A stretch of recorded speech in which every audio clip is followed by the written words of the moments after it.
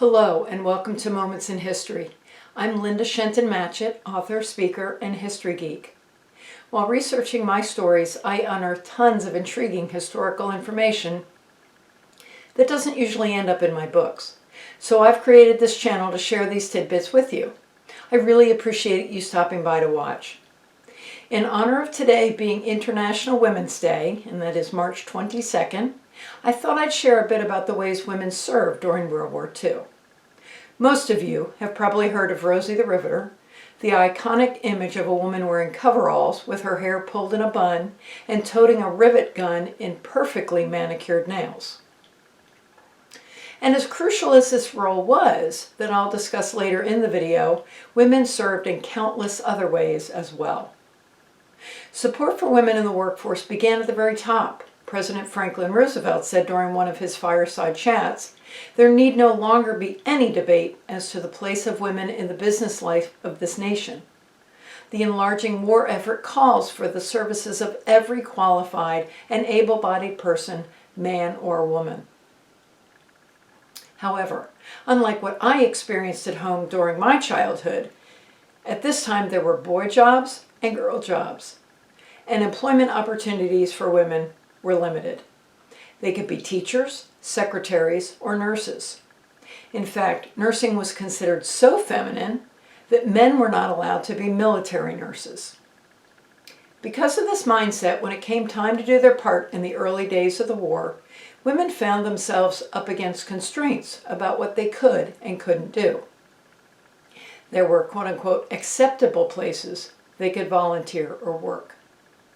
Two organizations where women could volunteer or work without recrimination were the Red Cross and the United Service Organization, or USO. At the peak of the Red Cross wartime activity, in 1945, 7.5 million volunteers and 39,000 paid staff provided services to military personnel and their families. Because of the wide range of services offered by the organization, a woman could find any number of opportunities that fit her interests and skill level. The military and naval warfare services included camp, club, and hospital services. In camp services, volunteers provided counsel and guidance, as well as the means for troop members to communicate with their families, as well as helping to secure financial assistance or distributing comfort articles.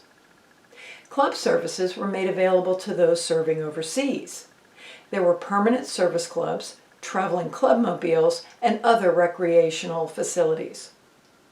This quote from hospital service volunteer Nancy Potter reminds us of the new experiences that women had never imagined. Quote, "I worked as a volunteer in a hospital in Boston to relieve civilian nurses. We were convinced that everyone ought to be tremendously involved in the war effort. I enjoyed the hospital volunteering, but found the experience absolutely terrifying. I had been sheltered, and I had not realized there was as much pain and misery in the world." In many ways, the USO was similar to the morale-boosting division of the Red Cross. They operated both at home and abroad, providing services aimed at alleviating the boredom, loneliness, and tension of military life. Like the Red Cross, the USO operated service clubs and clubmobiles. Sometimes the work was all fun and frolic, with junior hostesses laughing, singing, and dancing with sailors, soldiers, and airmen. At other times, the work was difficult. Said one junior hostess, Helen Scheidel, "If a soldier or sailor seemed especially anxious or distraught, me and my peers were not mature enough to talk about the men's problems. What they needed was someone to take mom's place." Those boys were referred to senior hostesses, usually married women over the age of 35. They did everything from serving as informal counselors to sewing on insignias. Clubs also operated audio recording machines that could be used to send messages. Two other organizations that were considered acceptable for women to serve in were the American Women's Voluntary Service and Office of Civilian Defense. With over 400,000 members, the AWVS was the largest American women's service organization in the nation during World War II. They provided support services such as message delivery, ambulance driving, selling war bonds, operating emergency kitchens, cycle corps drivers, dog sled teamsters, aircraft spotters, and canteen workers. The Civil Defense Corps, a branch of the OCD, was comprised of approximately 10 million volunteers.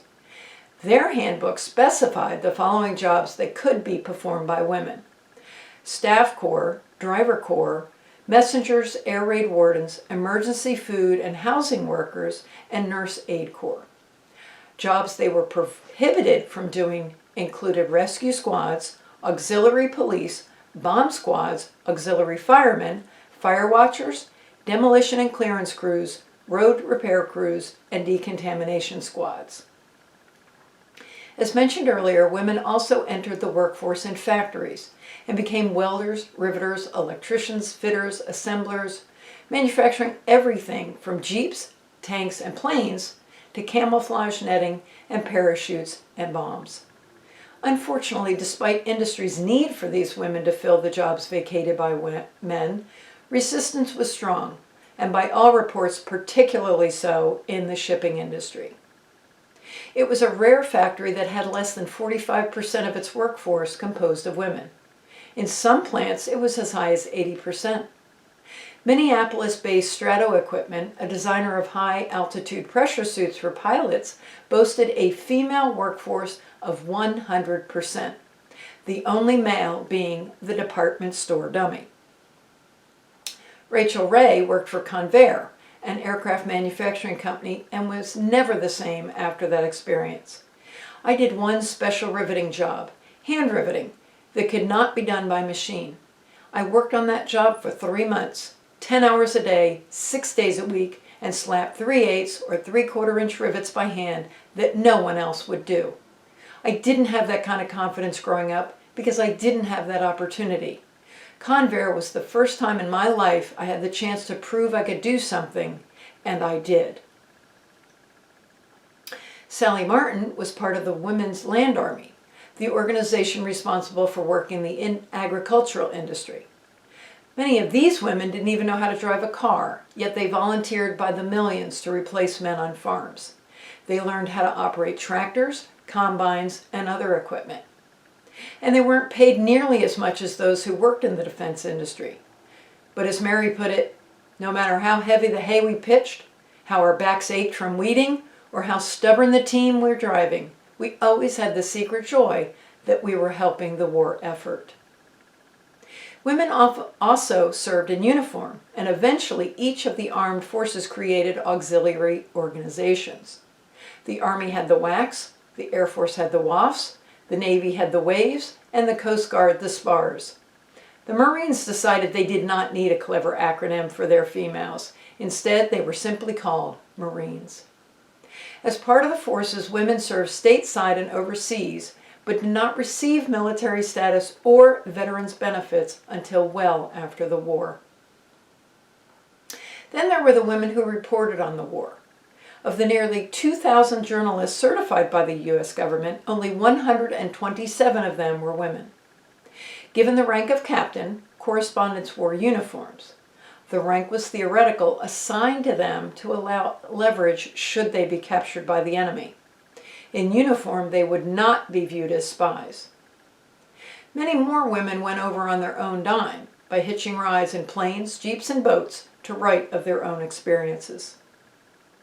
The Office of Strategic Services was a precursor to the CIA and employed more than 4,000 women. The women sometimes did more and knew more than their job titles revealed. When asked what they did, they were told to say they were file clerks. Many were. Many more were not. Margaret Griggs was responsible for recruiting. And that sounds easy enough, but she could not tell her recruits what they'd be doing until they signed on. For example, she said, "The message center wants a math shark. Research and analysis wants an expert on the Kachins and their tribal lifestyles. A colonel in Africa wired for a combination secretary seamstress to sew agents' clothing so they'll look of the country and not off the Brooks Brothers rack. Visual presentation wants an artist in the London War Room, and cartography wants a girl with steady hands to retrace lines on captured maps.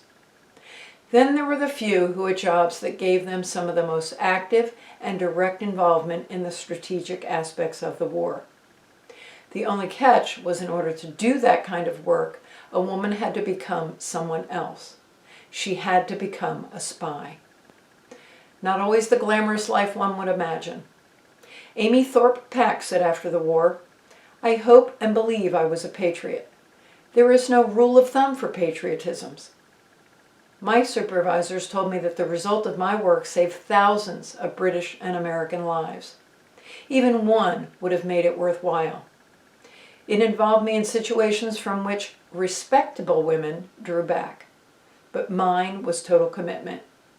Wars are not won by respectable means. One tries to win any war any way they can." I hope you've enjoyed today's moment in history. If you want to learn even more history, please stop by my blog that's found on my website at www.lindashentonmatchett.com. And please consider subscribing to my channel and clicking the bell icon to receive notifications of new episodes that generally release on the second and fourth Fridays of every month. Thank you for watching, and have a great rest of your day.